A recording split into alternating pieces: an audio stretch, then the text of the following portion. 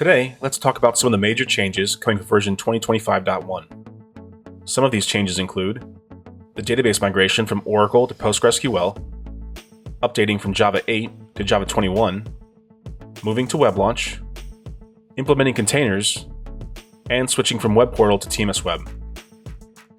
Migrating our database from Oracle to PostgreSQL is a huge change, but one that will bring numerous benefits.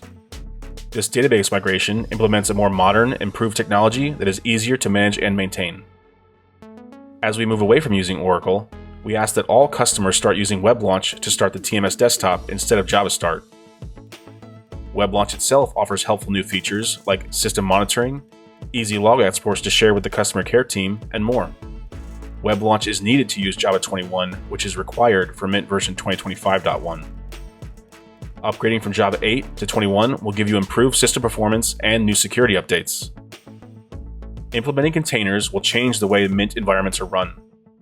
With containers, managing applications will become more standardized, leading to a better infrastructure consistency. Overall, this change will decrease maintenance efforts and increase the health of your system. Last but not least, let's talk about TMS Web.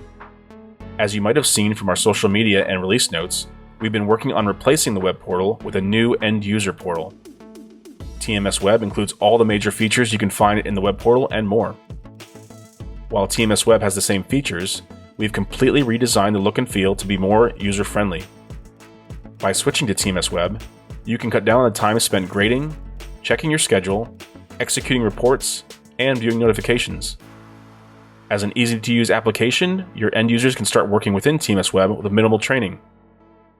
For more information on the changes coming with 2025.1, please visit the dedicated page linked in the video description.